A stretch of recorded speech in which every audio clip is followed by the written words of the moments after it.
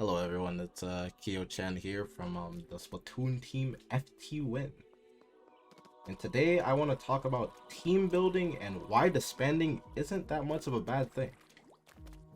So just recently, like yesterday, if this video comes out in time, a Splatoon team known as Pattaya announced their disbandment. And a little while after that, literally a couple minutes after, there have been a lot of tweets talking about why disbanding is like a bad thing, how teams give up a little too often, they're a little too fast, and I don't really agree with that. So that's why I'm making this video, to say or to describe why I don't think that's much of a bad thing. I don't really think disbanding after like a 3 or 4 month period of not really improving is that much of a bad thing, in all honesty. I think that's ample amount of time to figure out whether your team is going to or has built enough chemistry to like reach the top, if that's your goal, or whether or not it's like, I don't know, like your specific playstyles work together. So I'd like to use myself as an example because I know myself better than anyone else. That's just how that works. So I came from a Splatoon team known as Hikaru Memento, or HM, back in I think around 2017, and we played Ludi C Division. We won that.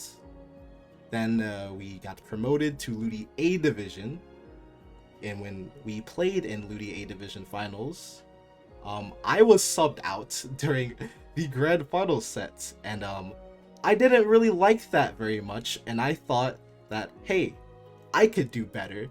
I can reach the top. I don't feel like this is working out if I don't really get the playtime that I want, right? So what did I do? I left the team. I left my team and I took 2 members with me. Those members being Toon and Quavo. And then HM ended up going on like kind of a disbandment. Not really a disbandment. They played a bit, but that was like, kind of the Achilles heel of the team. So I took those 2 members and I made Tomo along with Hachi, who we played with from time to time. And if you don't know the story of Tomo, we played pretty well. We got second in the NA Open 2017, I believe, if I get the year correct. Maybe not. But after that, Hachi took a bit of a hiatus and he didn't want to play anymore.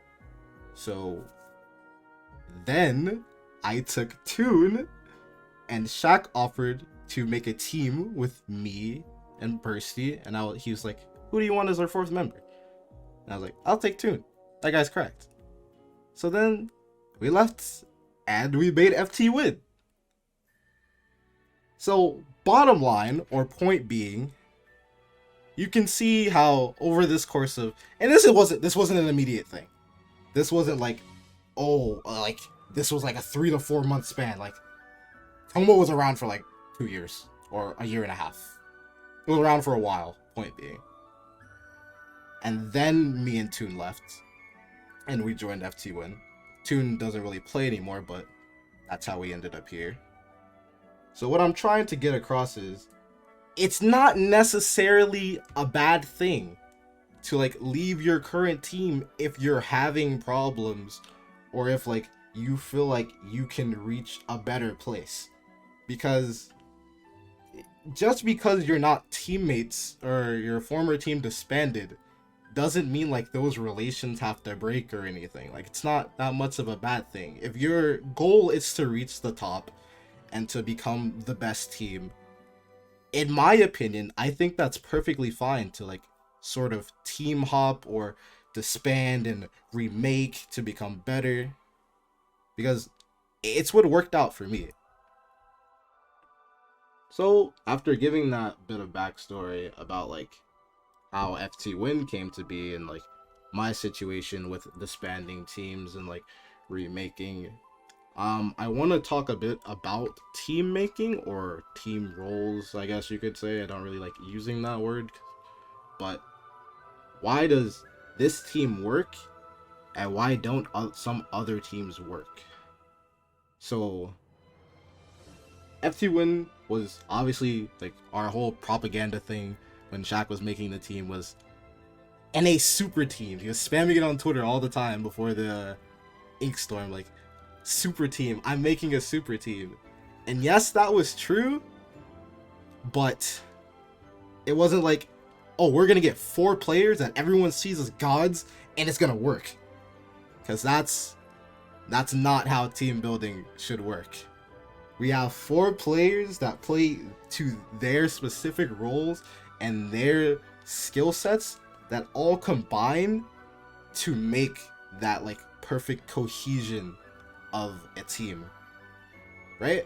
And that's something that I don't really see, like, at least I don't see it go through the mind of people when they're like, oh, I'm gonna make a project, or I'm a free agent. They just put that out there, like, I'm a free agent, or I have a project with these 3 players. And the cohesion or like the teamwork isn't really there.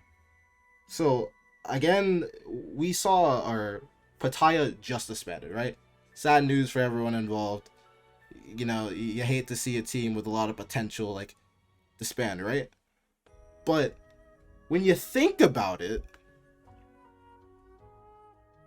you know, if you're not playing to the roles, or if the teammates have different views, it's not that much of a bad thing. Alright, so I want to talk about why like bad team building, or like team building that doesn't really work out. And again, I'm gonna go back to Pattaya because they're the team that just disbanded. So if you don't know, Pattaya was made up of Vili, Rui, Crops, and Waka in order: a roller player, a charter player, I think I said Crops third, so a squeezer main, and Waka who plays bucket. And if you know anything about Splatoon, those 4 weapons don't really have that much cohesion. You have multiple weapons that just want to paint, or that don't paint actually. None of those weapons paint. You have 4 weapons that only want to kill. That's their job. They want to kill.